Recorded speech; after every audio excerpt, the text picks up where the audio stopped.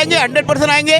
राहुल गांधी तो कह रहे हैं कि मोदी हारने वाले हैं। राहुल गांधी दूर तक नहीं है। राहुल गांधी लिस्ट में भी नहीं है, लिस्ट के बाहर है। क्यों कह रहे हैं? राहुल गांधी की उसकी क्या कैपेसिटी है, देश संभालने की कैपेसिटी है? वो अपना कांग्रेस ने संभाल पा रहे, कांग्रेस बर्बाद हो गई तो राहुल गांधी कहाँ से देश संभालेगा? कहाँ से पढ़े लिखे आदमी से बातें कर रहे हो?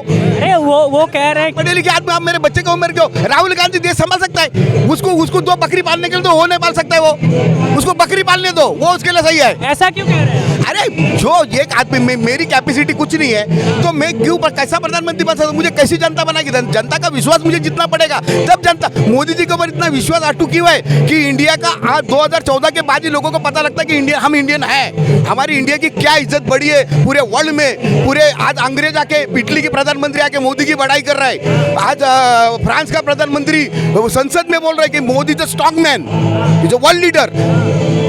पुतिन बोल रहा है कि मोदी बोल देगा युद्ध बंद कर दूंगा। भाई इसमें हमारी ताकत पता लगती है कि देश की ताकत क्या है हमारी। फिर आज तक हमारे देश को यही पता था, फॉरेनर आते थे कैमरा लेके, इंडिया इज पोर कंट्री। अरे India is not poor country, India is rich country. It's not now, before. हम लोग जब से आज़ादी के बाद हमारी इंडिया जो है सोने की चिड़िया है। कांग्रेस ने इसको बर्बाद कर दिया। क्यों? क्योंकि हमारी जितनी अच्छी चीजें थी वो सब कांग्रेस ने नष्ट कर दी।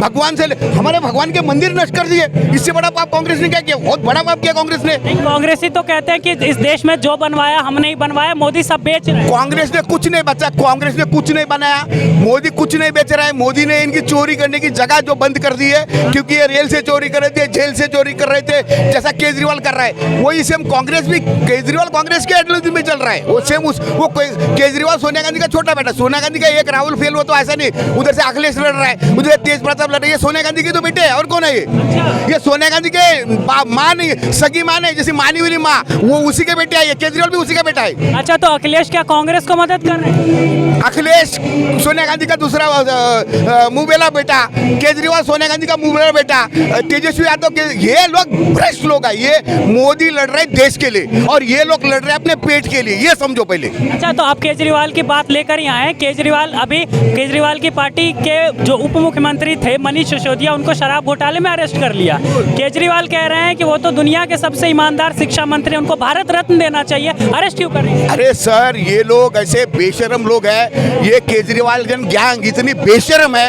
उनको भगत सिंह का नाम दे रहे। भगत सिंह हमारे कौन थे? हमारे भगवान थे। सावरकर जी हमारे कौन है? हमारे भगवान है, जिन्होंने हम आजादी दी।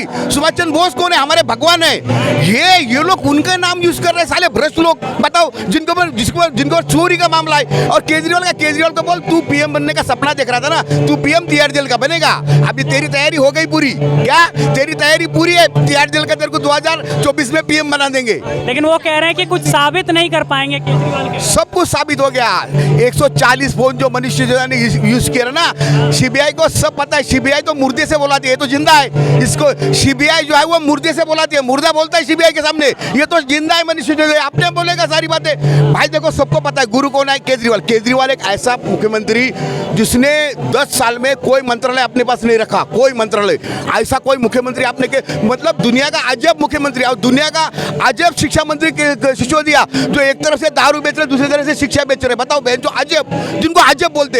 एक सत्येंद्र जैन जो हेल्थ मिनिस्टर, वो मोहल्ला क्लिनिक बना रहा है। आप जाके दिल्ली में 150-200 मोहल्ला क्लिनिक बनेंगे, उसमें 200 में तो कुत्ते सोए होंगे, 50 चल रहे होंगे, बाकी में कुत्ते सो रहे हैं। क्या बताओ ऐसे। और दिल्ली जैसे शहर में ऐसे मूर्ख आदमी केजरीवाल, मूर्ख जिसको बोलते हैं, दिल्ली जैसे शहर में जो बड़े बड़े हॉस्पिटल, कपूर जैसे बड़े बड़े हॉस्पिटल, यहाँ पे मोहल्ला क्लिनिक का क्या काम? मोहल्ला क्लिनिक का काम होता है गाँवों में, जैसे कोई स्टेट में। दिल्ली तो हमारी देश की राजधानी है, यहाँ मोहल्ला क्लिनिक किस लिए भाई? और कौन सा वो इंजीनियर था जिसने बता दिया मोहल्ला क्लिनिक खोलो?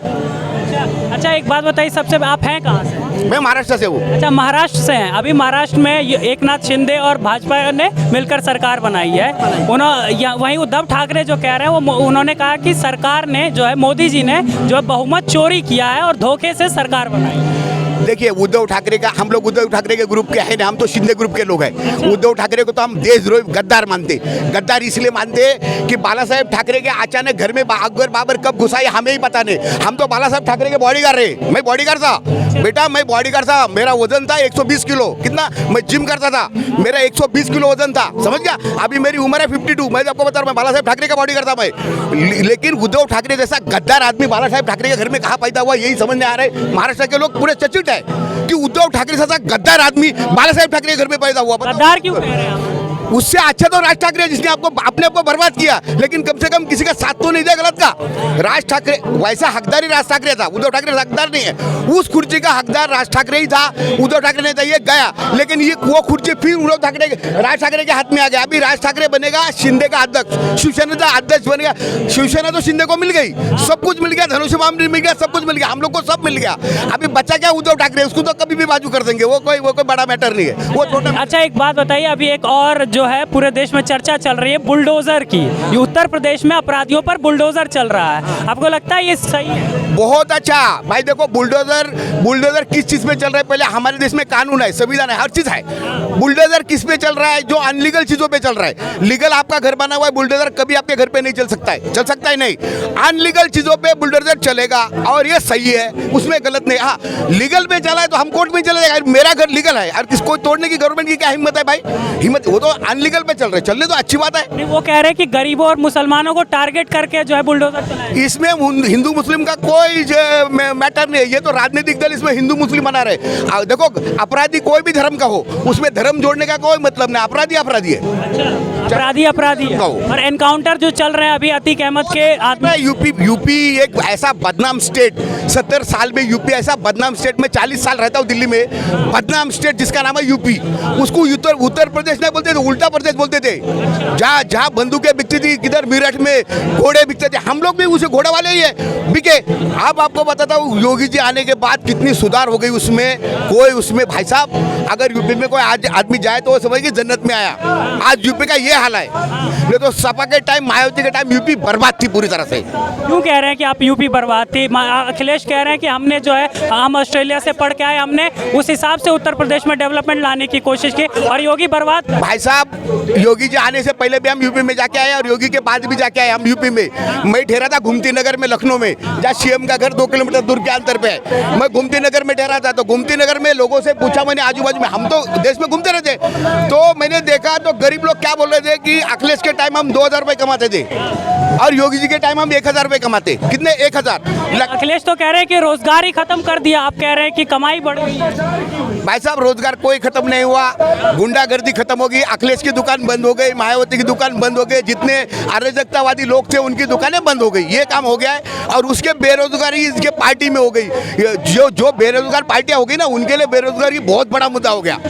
जैसे कांग्रेस बेरोजगार, बहुत बड़ा मुद्दा। कांग्रेस को क्यों बेरोजगार?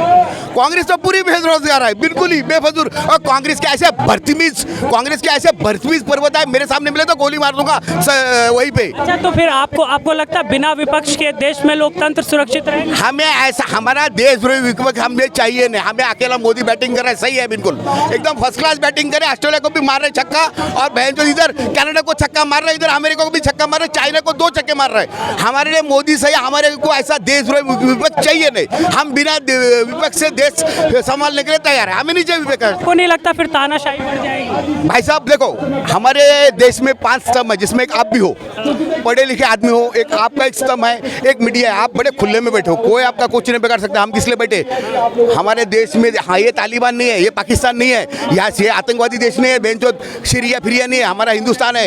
इसमें सबको रहने का अधिकार है। हम लोगों को अपने संविधान ने हर तरीके के अधिकार दे रखे। संविधान हमारे लिए सर्वोपरि है। वजह क्या है? संविधान इस देश के हिंदू राष्ट्र के हिसाब से ही बना हुआ है। संविधान इस देश को, किसी भगवान को, संविधान में कांग्रेस ने इतनी हरकतें करी हुई है, लेकिन बाबा साहब आम्बेडकर ने सबसे पहला भगवान राम का पुतला लगा रखा है संविधान में, सेकंड में भगवान कृष्णा का। तो अगर बाबा साहब आम्बेडकर कभी हिंदू विरोधी होते तो ये चीजें करते क्यों भाई? ये तो कांग्रेस लोगों को बांटने की, बाबा साहब आम्बेडकर ऐसा था वैसा था, बिल्कुल नहीं था। बाबा साहब आम्बेडकर में हिंदू का ही बेटा था, वो क्या अकबर का बेटा नहीं था, क्या बाबर का बेटा नहीं था वो? फिर मतलब कि आप कह रहे हैं कांग्रेस बांटती है देश को, लोगों को हिंदू मुसलमान के नाम। ये जो हिंदू मुसलमान की जो खेती करी है कांग्रेस ने, ये झेर पेरा, ये कांग्रेस ने पेरा बेफजूल में।